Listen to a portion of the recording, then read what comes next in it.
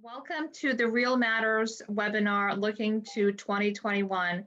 We are honored to have with us Council Member Derek S. Green of the Philadelphia City Council. Welcome, Derek, or welcome, Thank Council you. Member.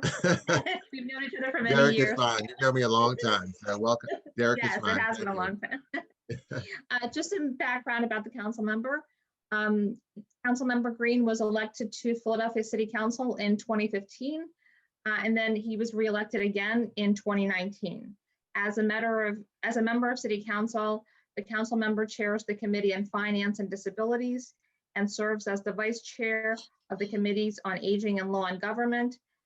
He also serves as the chair of the Philadelphia Gas Commission, the board of director for the Philadelphia Cultural Fund, the board of director for the Democratic Municipal Officials, the board of director for the National League of Cities, the regional director for the National Black Caucus of the local elected officials, and first vice president for the Pennsylvania Municipal League. Before his election to council, Council Member Green was the special counsel to Council Member Marianne B. Tasco. In that capacity, he proposed and drafted legislation, as well as reviewed and monitored local, state, and federal legislation. Prior to working in City Council, Council Member Green served as the Deputy City Solicitor in the Housing and Community Development Division of the corporate group of the city's law department. As Deputy City Solicitor, he represented the offices of Housing and Community Development and Neighborhood Transformation Initiatives, Commerce Department, and Vacant Property Review Committee, and annually drafted, negotiated, and reviewed over $100 million in housing and economic development contracts funded by the city, the Pennsylvania Department of Community and Economic Development, and the U.S. Department of Housing and Urban Development. Additionally, the council member's experience includes positions as an assistant district attorney in the city of Philadelphia and the assistant deputy attorney general for the state of Delaware. He's admitted to practice law in the Commonwealth of Pennsylvania, the state of New Jersey. He is a graduate of the University of Virginia and Temple University School of Law, fellow alumnus of Temple. Yes. And prior to law school, he also worked in the business arena. And actually, this I didn't know. Councilmember Green was a consumer and small business lender for Meridian Bank. So he has that business experience as well. That's quite a resume you have there, council member. Welcome. Yes, I explained some of my gray hairs. Please. Welcome and thank you so much for taking the time out of, I'm sure, what is a busy schedule to join us. So 2020 has been a very unique and difficult year, and I'm sure I can speak for pretty much all of us when we say that we're all ready for 2020 to end.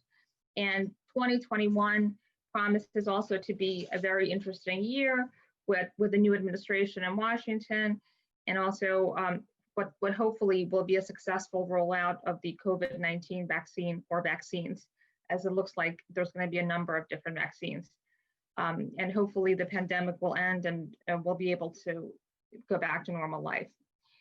So I'd like to speak about, the future, not look towards the past, because, the recent past has been quite difficult. First, the past month, Pennsylvania, and specifically Philadelphia, has been the focus of international attention, of course, because of the election. And now it looks like there's definitely going to be a new administration in Washington. Council member, how do you think a new administration will impact Philadelphia and its residents? Well, I think, well, first of all, thank you, Natalie, for allowing me to be on the webinar today. It was great to have this conversation and talk with your clients and others who may be watching. I think a new administration will be a benefit for the city of Philadelphia.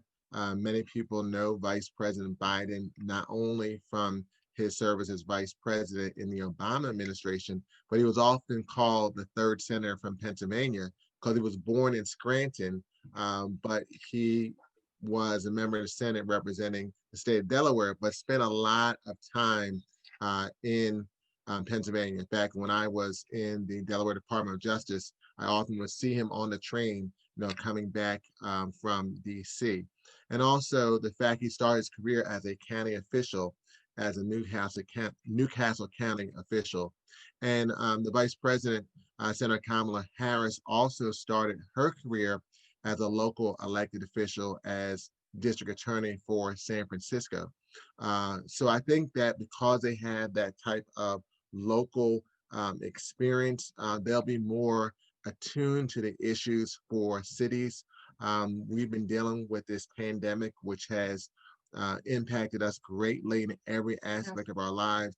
But for cities, it's been especially acute. We had a budget hole of about $749 million that we had to address before we started the new fiscal year on July 1. And I think that the administration will help us with some additional federal CARES dollars to help cities like Philadelphia and cities all around the Commonwealth that have been impacted by the pandemic, by lost revenue, but also cities around the nation. As you were stating earlier in reference to the introduction, we just had our National League of Cities virtual summit last week. And so I serve on our election task force that's co-chaired by Mayor Eric Garcetti from LA and Mayor Francis Suarez from Miami. And we talked about the different issues that we would like to present to the Biden administration and help for our local cities, especially our small businesses, were one of the things that I raised based on my experience and background.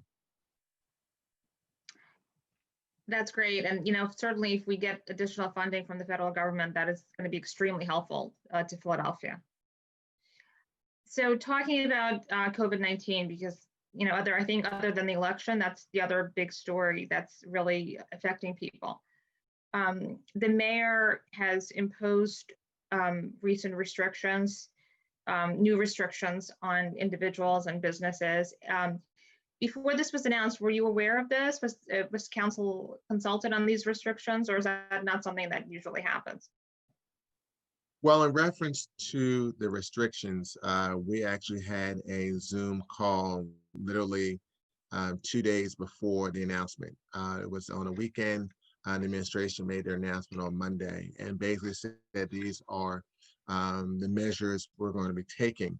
They're not as restrictive as what we had in the early spring, but we have seen a significant increase in COVID cases, not only here in Philadelphia. And I recently became the president of the Pennsylvania Municipal League, and I've noticed in my conversation with other council members and mayors around Pennsylvania, they've all seen an increase in infections. Around Labor Day, we had less than 100 new cases a day. We're now averaging over 1,000.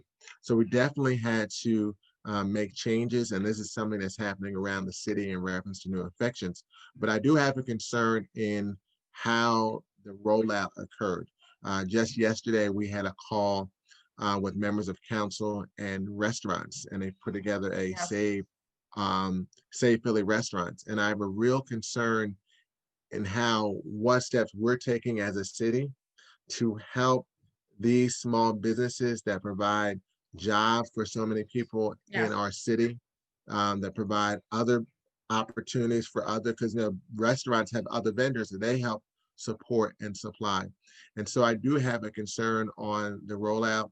I'm going to be looking at what some of my colleagues in other cities are doing in reference to taking on additional measures to stop the spread of cases of COVID in our city, and using some of those other ideas and seeing what other cities are doing, bring some of those ideas and concepts back here to Philadelphia and continue those conversations, because that's what the restaurateurs asked for yesterday in our call, and there are other businesses that are doing the same. So we've got to find a way to balance how we reduce the spread of cases in the city of Philadelphia, but at the same time, we have to make sure that our businesses stay viable as we get through the end of this year, going into 2021, and there'll be still some period of time before we have vaccines throughout the city of Philadelphia and throughout the nation. Sure. Is there any discussion of a mask mandate in the city?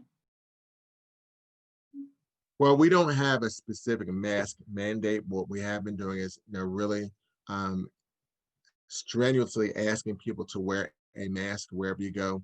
Anytime you're outside of your home, to make sure you're wearing a mask and you're staying that 6 feet of distance. But what we've been seeing in reference to the spread is that people are wearing their masks. I mean, Philadelphia was known in the beginning of this pandemic as one of the best cities that have been following the mask guidelines. But now what's happening is that the spread is happening in much more familial environments. So if you've been, working with a group of 5 to 6 people and you've gone back to work, you may wear your mask into your work setting, but once you get there, people are taking off the mask, or Right, your cousin or your neighbor or a friend that you know well that you've been communicating with during this whole COVID pandemic. But then once they come into your home or you go into their home, people feel it's rude to keep the mask on, so they're taking the mask right, off. And so we're seeing the spread in small group settings.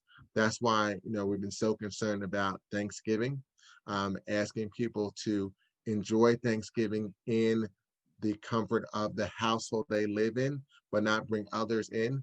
But we've got to send that message. But at the same point, we have to give people alternatives. We can't just say cancel Thanksgiving. We right. can't do that. We've all been in this pandemic for months. Thanksgiving is one of our best holidays where we bring together friends and family members from across the country. But maybe using the idea of using these different platforms like Skype and WebEx and Zoom and GoToMeeting and have a different type of Thanksgiving. Maybe reach out to some family and some friends that you would not normally contact on Thanksgiving to use this as a way to bring more people together for Thanksgiving. So I think we've got to be conscious of the issues and precautions, but we also got to give people alternatives and not just say don't have indoor gatherings, but give people different ideas on how they can still come together, celebrate the holiday, but in a safe way. Right, and I'm sure that issue is going to come up again in a month with Hmm. Christmas. And that's going to be, I Right. think, another difficult issue as well. Absolutely. With Christmas, Hanukkah, New Year's, people are going to want to celebrate. This is a festive time of year. Yeah, I And it's a know. time that we try to come together, celebrate what happened during the year, see friends you may have not seen in some time. But I think as opposed to just telling people no, we should give alternatives and different ideas and suggestions on how we can still celebrate these great holidays, but in a way that is going to be safe for all of us and also stopping the spread of this very difficult virus. Now, as far as going back to what the city can do to help businesses, especially during this current shutdown, well, it is a somewhat of a shutdown, Mhm. certainly for the restaurant industry it is. Is there any grant programs that are on the way to help restaurants and other businesses? Well, that was one of the suggestions that came out of our meeting yesterday. The city has received federal CARES dollars. Those CARES dollars have to be spent by the end of this year unless Congress decides to extend the timeline for use of those dollars. And so one of the things that I've been saying to the administration is that we need to provide more assistance to not just our restaurateurs, but all businesses, especially the very small businesses, our neighborhood businesses on our commercial corridors like Frankfurt Avenue or Washington Avenue or Stanton Avenue. Those businesses were decimated by this pandemic. And not all of them have the ability to use the payroll protection program in Right. order to get assistance. And so there was some initiative done by State Senator Vincent Hughes to provide grant dollars to small businesses, especially those that were not able to access the payroll protection program. And so, Allegheny County put in additional federal CARES dollars to help that program. Montgomery County put in $10 million. The administration had not put in money until recently. They finally put in $20 million of federal CARES dollars. But when you look at 20 million in Philadelphia compared to 10 million in Montgomery County, we should be doing more. And I Right. think by doing more and using our federal CARES dollars to not only support restaurants that are being impacted by these new measures, but all the small businesses that we can to really help them get through the pandemic, which has been so challenging for so many. I read also that the governor has his own allotment of CARES dollars. Is that correct? Well, at the state level, what happened is that there was about $1.3 billion in federal CARES dollars that had not been allocated. And just this week, the General Assembly was able to end the budget impasse and pass a budget measure. And what they did was they used the unspent federal CARES dollars to fill that hole. Now, the state still has a budget deficit going into next year. I believe it's going to be about $4 billion. So that's why that additional federal CARES dollars from Congress is so important, because not only will Pennsylvania have that deficit, the city of Philadelphia, I said earlier, we had a $749 million deficit in the fiscal year that just ended in June. We right now have a fund balance of about $22 million. Well, $22 million doesn't really go that far. And if we have some heavy snowstorms in February and March or other type of weather issue, that could really exhaust those dollars. And we should have a much higher amount of a reserve, considering that we should have 6 to 8%. And our annual budget now, because of COVID, has been reduced down to $4.8 billion. $22 million doesn't nearly get to that 6 to 8% level. Is there any discussion of how to increase those reserves other than taxing us more? Well, as a former small business owner, I'm always concerned about taxation and increased taxes. We're really hopeful that, and this goes back to your point about the incoming administration, that with the Biden-Harris administration, we're going to be pushing like we did before through the National League of Cities, through the Pennsylvania Municipal League and other organizations to really stress to Congress and the new administration that cities and states really are in desperate need of resources. And many of us have used our rainy day funds, our reserves. We did a debt restructuring to free up another $90 million to help us get through this year's budget. So we're all looking at these things in a very significant, concerned way.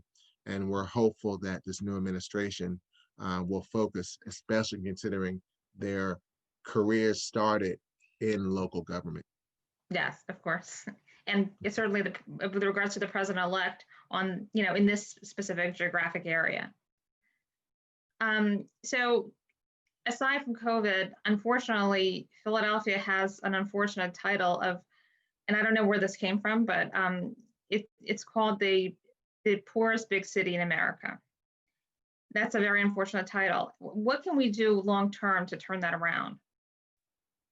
Well, if we can. the title, unfortunately, is accurate. When you look at our poverty rate, which is hovered between 24 to 25%, and we are a city of about 1.5 million people. So we are the city that has that highest rate of poverty for a city of our size. And that's unfortunately where we got that title. But I think ways that we can address that, and I talked a little bit about this in the article that was in the Sunday Inquirer about how do we really change the business climate in the city of Philadelphia. As a former entrepreneur and small business owner, I'm very familiar with the challenges of just trying to open a business in the city of Philadelphia. It's very challenging. We need to have a much more aggressive stance in reference to jobs and how to help existing businesses in our city and help them to not only survive, but thrive. So when you were talking about restaurants, it made me recall the city of Tampa, and one of my colleagues from National League of Cities and Democratic municipal officials is a former council president from Tampa. And so he keeps me informed about different things that are happening in that city. And in the beginning part of this pandemic, they were very aggressive in having open streets, providing other ways that restaurants could be open. designating specific streets for dining and outdoor dining, as early as possible.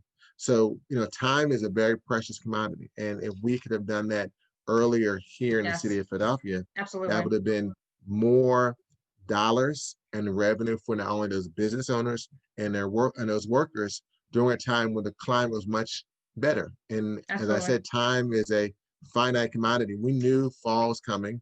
We knew that November and Thanksgiving and Christmas and winter were coming. So if we could have had a more aggressive approach on getting those type of events and activities open for those restaurants, that would have given them maybe a few more weeks of revenue that would Absolutely. help them, especially now. So when you talk about what can we do as a city, we need to be much more aggressive in job creation and being creative on how we can help small businesses in our city, because those businesses are the anchors of our neighborhoods, our commercial corridors, our communities, and our city as a whole. Right. I don't think people realize how many jobs there are in the hospitality industry and how it's really, really suffered during this pandemic. Right. My understanding is that New York has passed legislation to make outdoor dining permanent even after the pandemic. Hmm. Yeah, is there any discussion of doing that in Philadelphia? Because I think the open streets concept is wonderful. When the weather was nice, Hmm. it was great having a lot of the Right. streets closed off, and it made it more festive. Obviously, we can't do that now because it's Right. winter, so we're going to be hampered in that. But how about making that, you know, indefinite? Because I think it really helps. It helps the restaurant industry, and it makes it a more livable city, in my opinion.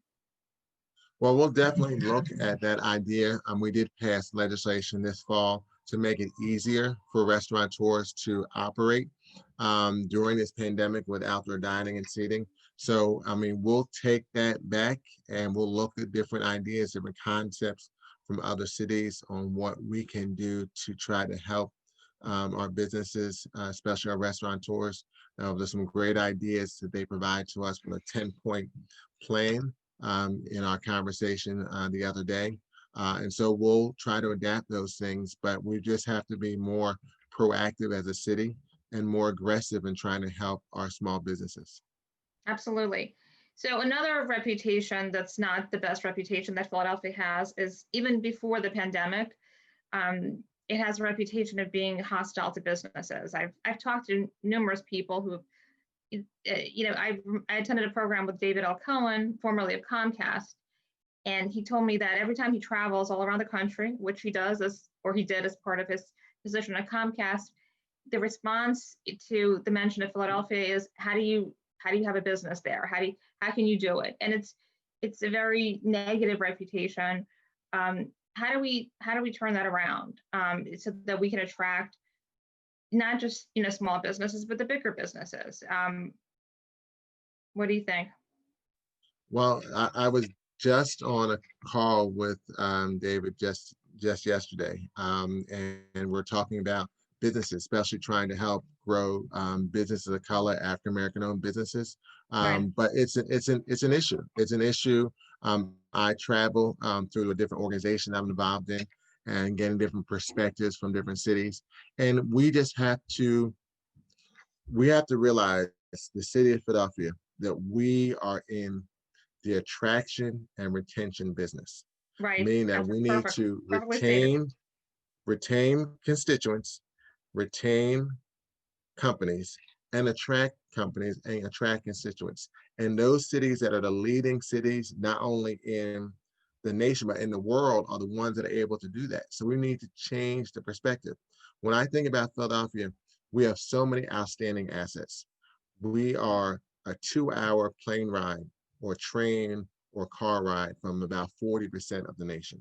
Yes. We have the third most walkable downtown in the nation behind New York and Chicago.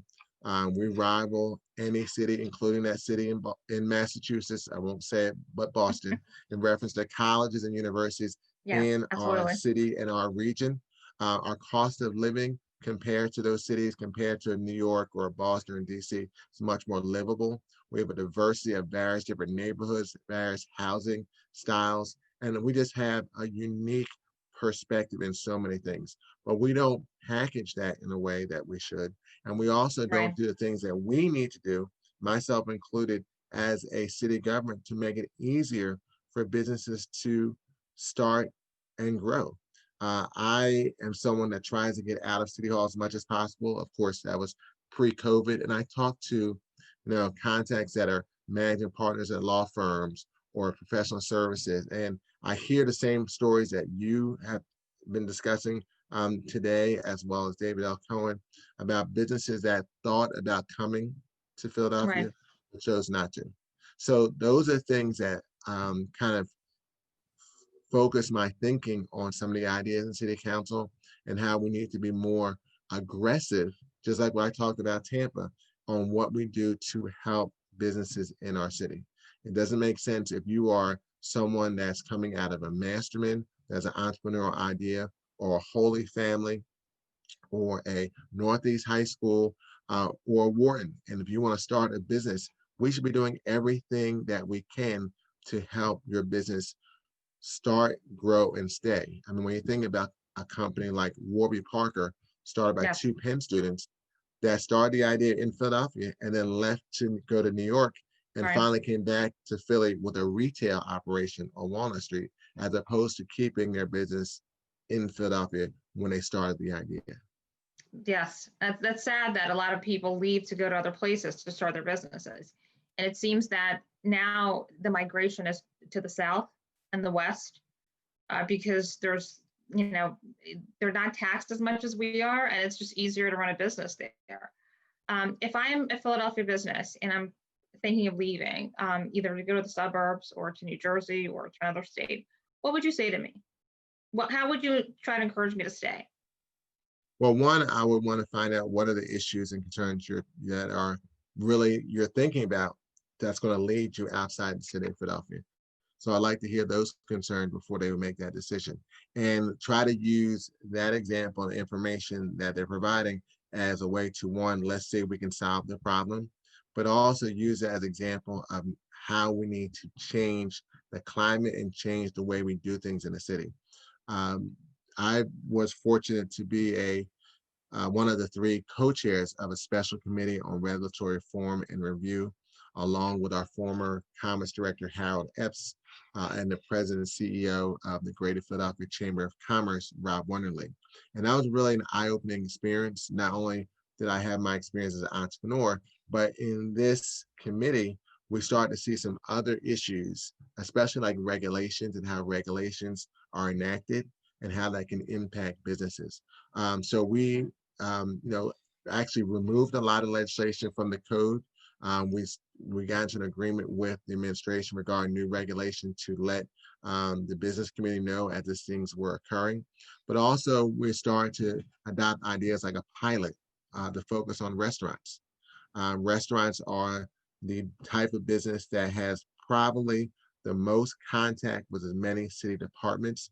If you're a restaurateur, you're dealing with commerce, revenue department, Right. license and inspection, Sure. health, if you have a liquor license, liquor control. So we're using a pilot concept of how do we make it easier for a restaurateur to open up and go through all those different steps with those various departments, and then see how we can use that and build it out so that anyone that's trying to start a business has a one-stop shop to go to get their business open and operating, but also for that business owner that you referenced, they also have been kind of a one-stop shop to address issues and concerns. Because although taxes are a challenge, the cost of doing business is cheaper than other jurisdictions, but it's those other smaller details of Right. this department versus that department that causes that frustration and that ease of business that we need to make it happen for businesses in our city. We discussed about how Philadelphia is such a walkable city.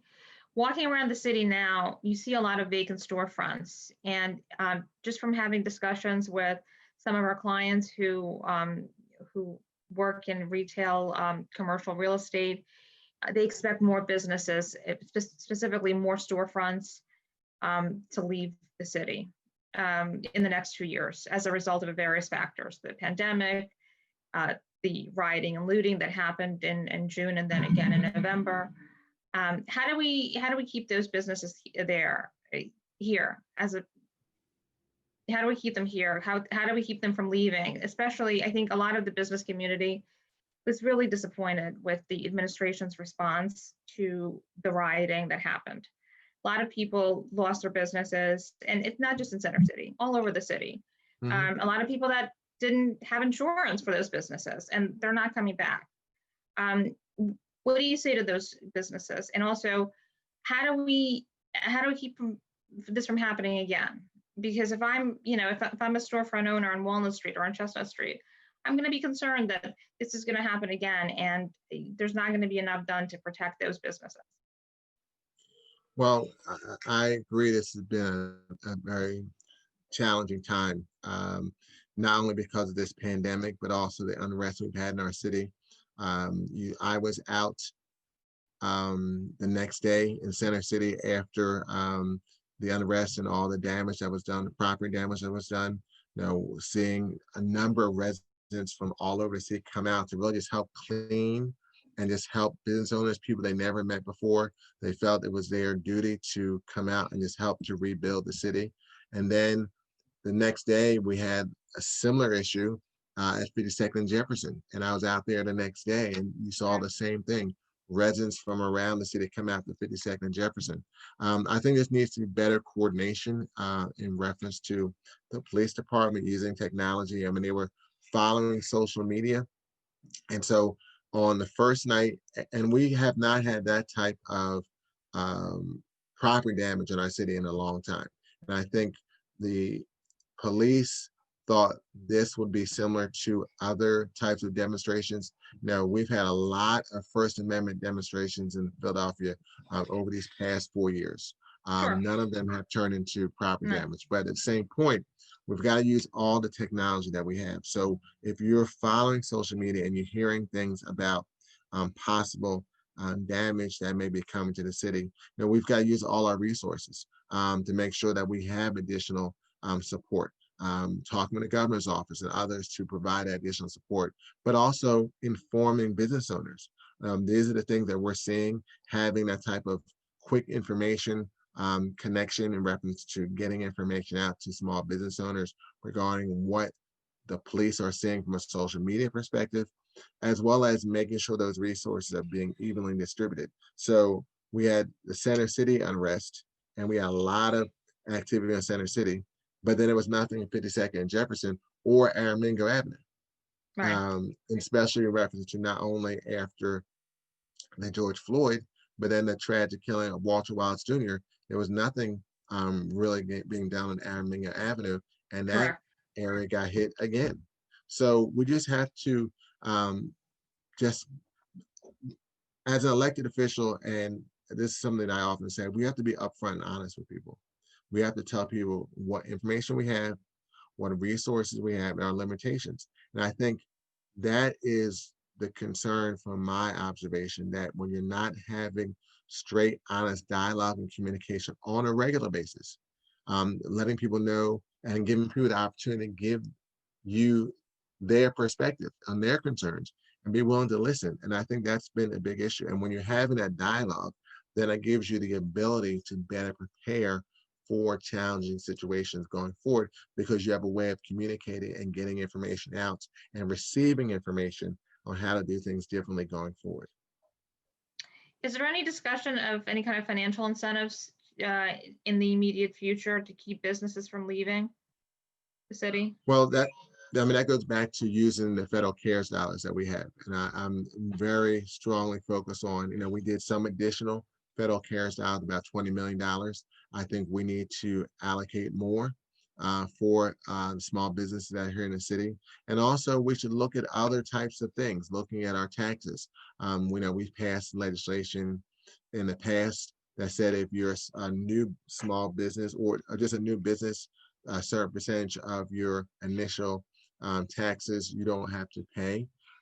Could we look at other ideas like that, as we're currently trying to balance all the revenue issues that the city are having? But we've got to be creative in how we help businesses and incentivize them to stay and see what other cities are doing, and even working with our Commonwealth. If a city leaves the city of Philadelphia and goes to South Jersey or Delaware. That impacts not just Philadelphia, that also impacts Montgomery County, Bucks, Right. Delaware County, and also impacts the Commonwealth as a whole. So we've got to be working a lot more collaboratively as a city with our regional partners and with our state as well. How about quality of life issues for residents, which I think, you talk about businesses, but also about individuals. And it seems that certainly the quality of life has been, I think obviously this year is an anomaly, but I do think that quality of life has gone down in the city in the past 4 years or the past 5 years. If I'm a resident, and I hear this a lot of people are looking to leave Philadelphia for a variety of issues, taxes, but also safety issues. If I'm a resident and my plan is to move to the suburbs, what do you say to me to keep me here? Well, what I would say to you to keep you here is that, we have amenities that you're not going to see in the suburbs. But at the same point, there are certain things that brought you to the city that made you want to be in the city of Philadelphia. So we need to find ways to address those negative aspects that are convincing you that you should leave. And how do we address those? And be, like I said, have that conversation. That we should be able to do the basic services. So trash was a big Right. issue I was going this to summer. mention that. Trash collection. Now, I'm aware of some of the issues that occurred. We had a number of people that were our city employees in our streets department that were dealing with COVID, but I'm not sure the average person knew that. I'm not sure the average person knew that traditionally on a traditional day of the week, we have about 250, 275 um, trash crews on the street, and at one point we're down to like 150 or 125. And so then you add 4th of July holiday. So, Right. but that's information. If you don't know that, you're just saying what's going on. In fact, my trash is not being picked up, and what is happening. So we've got to. If you're communicating and you're being an attorney and having clients, if you know and you give your client a perspective that, okay, these are the range of things that may happen. This is the worst possibility. So I'm Right. letting you know, I'm not saying it's going to happen, but I'm going to give you the perspective. This is something that could happen. This is the worst possibility, but this is the outcome we're going to try to get to, which is a better possibility. As your client, if I have an understanding of what the worst may be, I can kind of prepare for that because I can judge, because you've given me that guidance of Absolutely. what I it always try to do possibly that. could be, what it could be, and you set my expectations and boundaries. So now if you're able, as a successful lawyer like yourself, get a better result, then I, as a client, feel a lot better because I've already prepared myself for the worst possibility. Right. The public sector, we have to do the same thing. When I'm working with constituents or others, I say, listen, this is the worst situation that could occur. We're going to work and do everything we can to not get there, but this is a possibility, and give you the, now I can't guarantee, but some probability of what that may or may not happen. Well, if you don't know those situations and then you're thinking it's going to be a better situation and it comes out to be a worse situation, well, you're going to be mad. You're going to be angry. Like, wait a minute, why didn't you prepare me for that? The same thing in the public sector and providing services from quality of life to public safety. If you say these are the issues that are impacting us, like picking up trash, if people had understanding that a number of city employees that work in sanitation were impacted by COVID, and also the reduction in getting, personal protective equipment and some of those other issues, how that impacted providing that service, that would give you a different perspective. You still may not like it, but it may give you a different perspective. Also, if you have some other understanding of what are the other steps the city is taking to address those shortfalls, it would give you a better perspective. But if you don't provide that and say, Sure. well, we're going to do just trash pickup this week, we'll do recycling next week, and then we'll do trash pickup again next week and recycling the week after that. You're just getting this information in a vacuum. All you know is my trash is not being picked up. My Right. recycling is not being picked up. It's in the summer and this is not good. It's a health issue. It's a health issue, right? Yeah. And How about, in during a pandemic on top of that. absolutely. Speaking of health issues, what about the issue of the homeless in the city? I think that definitely, I don't know if the city government sees it as a health issue, but I do. And it seems that we have a lot more homeless than we had before. And I personally have witnessed them urinating on the street, defecating on the street. And that certainly takes away from our ability to retain and attract new residents and businesses. And I think this has been an ongoing problem. And I think people should not be living on the streets of our city. Is there anything that can be done to alleviate that? In my role as a councilman, I've had a chance to visit a number of different locations, from St. John's Hospice to Prevention Point, working with SelfInc. All of these are 3 different organizations, Sister Mary Scully and Project Home. All of these organizations are different organizations that focus on trying to address homelessness in our city. Not all, but a significant number of people that are homeless may have some type of behavioral health or substance abuse challenge. And for some, they feel safer not being in a shelter.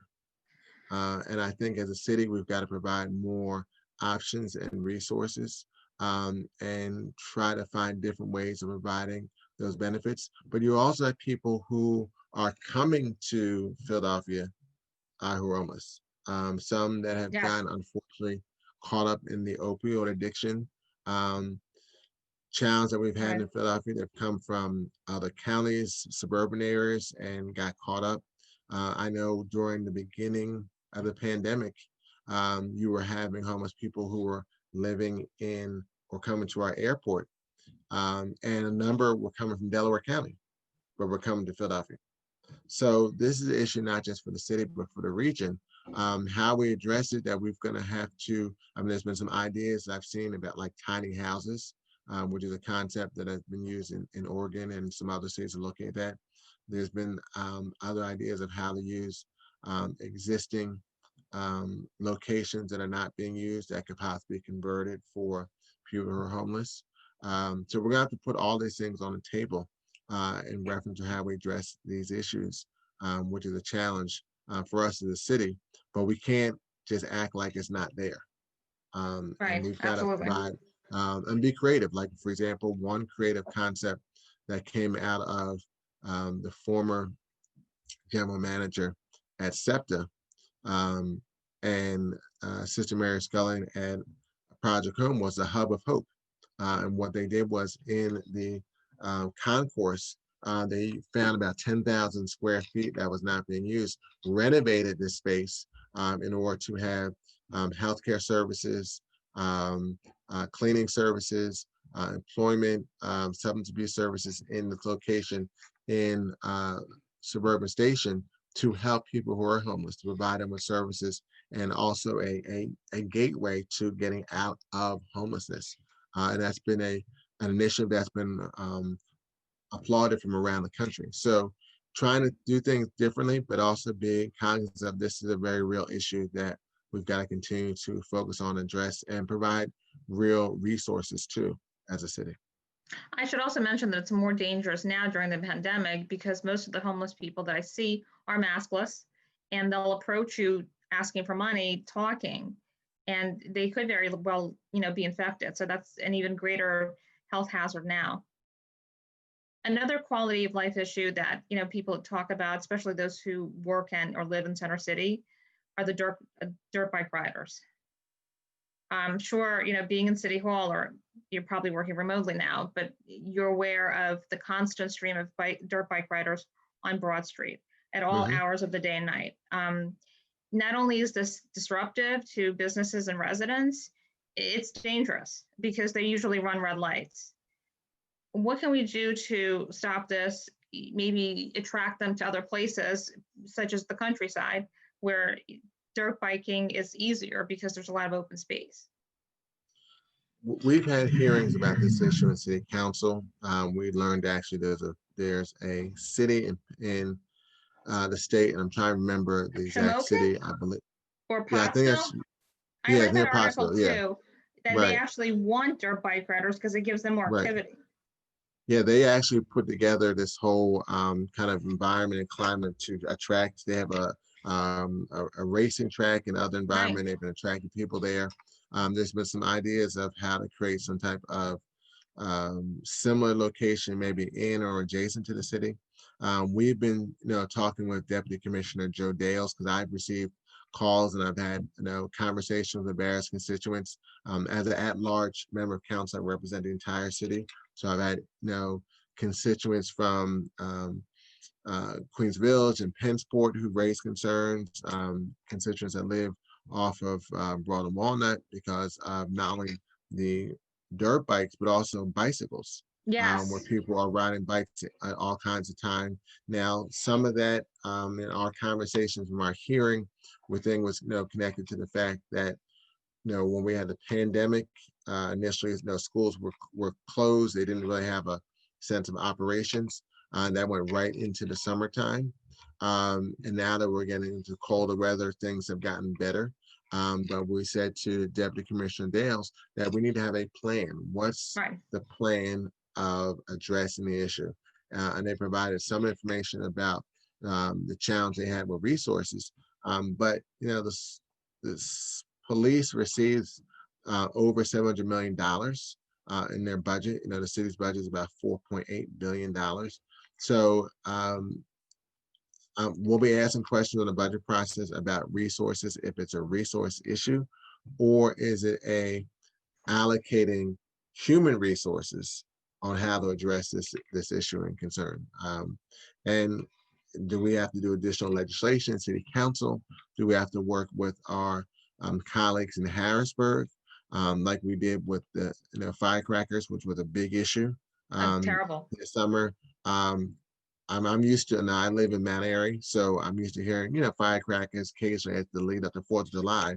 But at one point, right after Memorial Day, it Yes, was every night. And yes, we learned some more information about that. There was no legislation in Harrisburg that made it easier to buy firecrackers. right. There's some legislation to address that. It definitely has made a change. We don't hear the same level of activity that we were hearing in May. So we've got to look at all the actors that can help us address this issue, both at the local and state level, and even some of our some of our colleagues at the federal level. Are there ways to address these issues from the manufacturers and others that are doing these vehicles? Because it's not just Philadelphia. I can assure you that Chicago is having these issues, other cities, and also small cities are having these issues probably too. Yesterday, I read what I considered a horrific article. It was about the young man who was killed in front of the clothespin last week, right across the street from City Hall. He was basically targeted for murder because he testified that at the murder trial of a friend of his. And there were multiple attempts at his life that were made, including one time when he was working as a UPS driver. And sadly, he was killed last week. 2 assassins shot. There were 11 shots fired, 6:30 on a Monday night. I remember it pretty well because I was in my office, and it was a pretty horrific incident. And just reading the backstory about what happened was devastating. I think we can agree that gun violence is out of control in the city. And there are, in fact, laws on the books. They're just not being enforced. What can we do, A, to enforce the laws more, and B, to, I guess, change the culture where people think that things can be resolved with the shooting of a gun? I served as an assistant district attorney at one point, and I also read that same article. And 21 years old, issues. devastating. Yeah, and we've had some, and we're going to hit 500 homicides this year in the city of Philadelphia. I'm trying to remember the last time we've hit that number in our city. And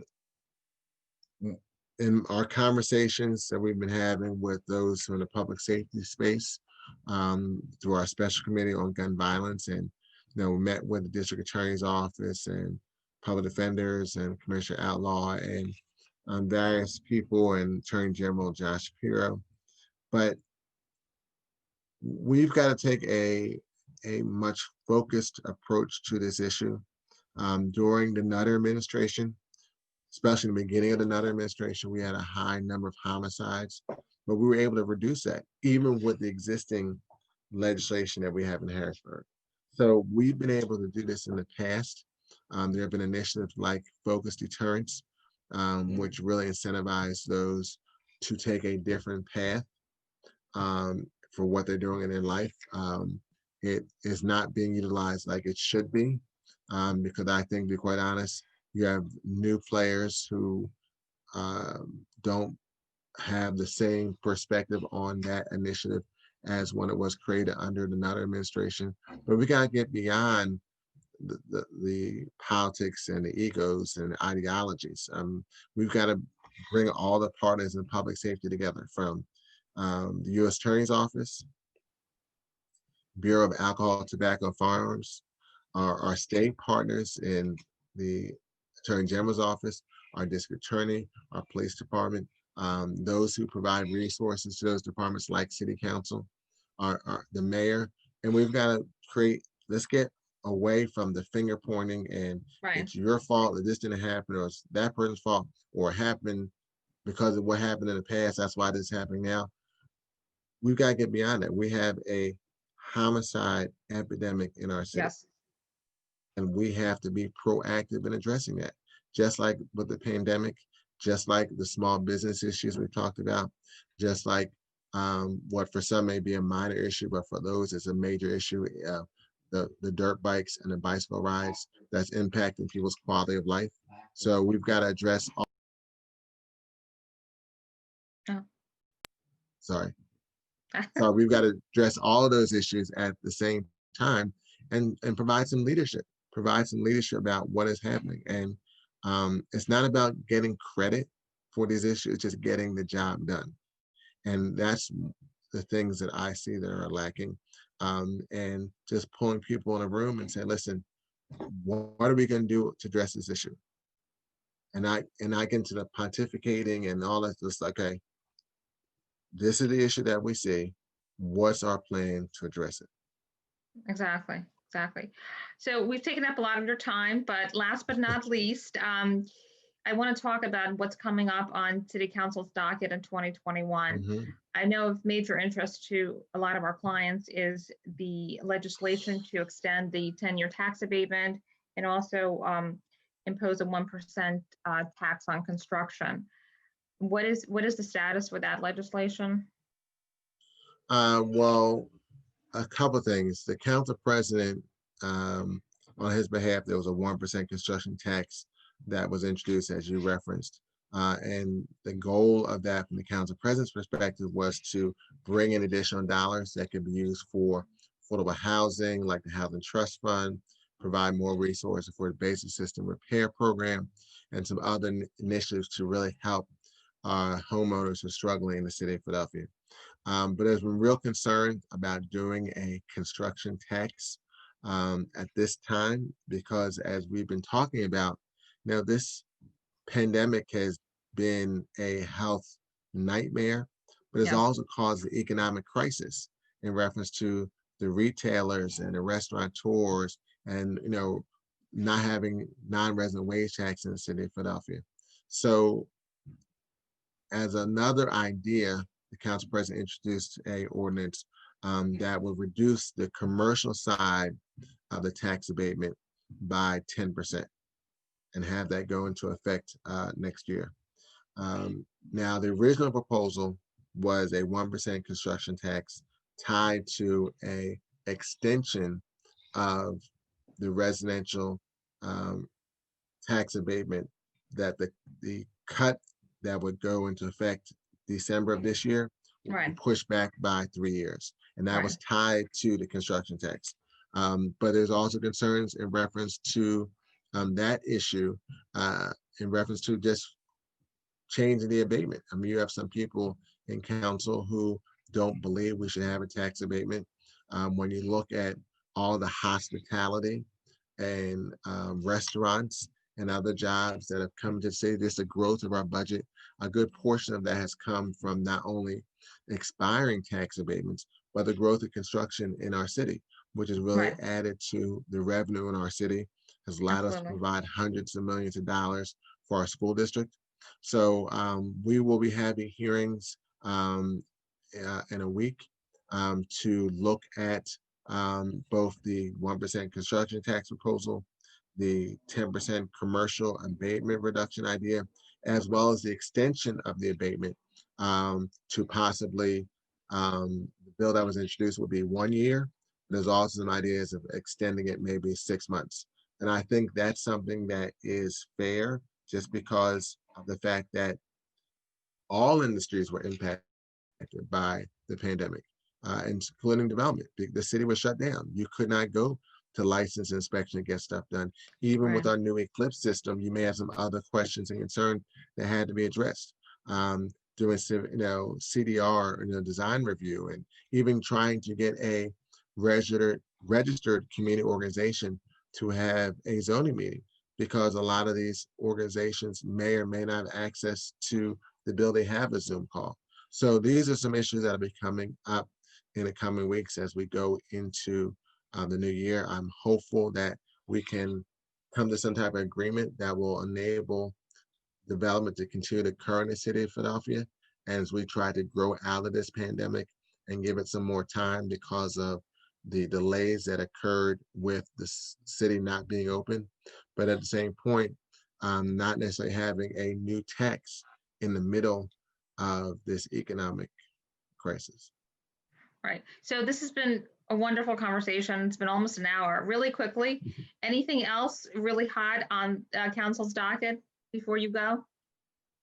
I just think that we've got to really focus on how we grow our city. I hope that your clients and others who are watching this webinar feel free to reach out to me, and you can reach out to me as well through there. They can contact me, but we really want to hear their input in reference to all these issues. It shouldn't just be one constituency reaching out to council saying what's going on in their perspective. It should be the full breadth of the city, because we really got to find a way to grow out of the poverty in our city. And so those are Right. some things I'm looking at from legislation I'm working on, and how we grow businesses. I'm doing some initiatives with the Greater Philadelphia Chamber of Commerce, coming out of all of the George Floyd and Breonna Taylor, Auburn Arbery, to really focus on this recharge and recovery that helps grow businesses of all kinds in our city, which will really help our general fund and help our education system, our public safety, and all these issues when more people are employed and have a job. Right. I think if I may just have like one last thing that I want to say, I think we're very lucky to have you council. And unfortunately, I feel that not all of your colleagues in council, I have to say this, not all of your colleagues think that growing and retaining businesses in the city is as important as it should be. And it's, quite frankly, in all honesty, it is disappointing that not everybody shares your viewpoints. But that's kind of a lot of feedback that we have gotten as well. And I hear that feedback as well, and I try to balance all these issues. I'm a person that really does believe in the marketplace of ideas, so I have conversations with people that have different perspectives than I, and I force myself to have those conversations, because you never know, in that conversation they may say something that may give you an idea on how to better implement your concept or a new idea that you never would have thought of. And so having this, and we've been in this kind of very pugilistic dynamic, both at the local level by way of policies and at the national level. And I think we've got to be much more open to have conversations, because I think the vast majority of us are in the gray and not in the far side or the other far side. Right. Agreed. All right. This has been a wonderful conversation. Thank you so much for your time. We really appreciate it. And I appreciate happy holidays. You do the same. Have a great holiday. Take care. All right. Thank you. Take care. Bye.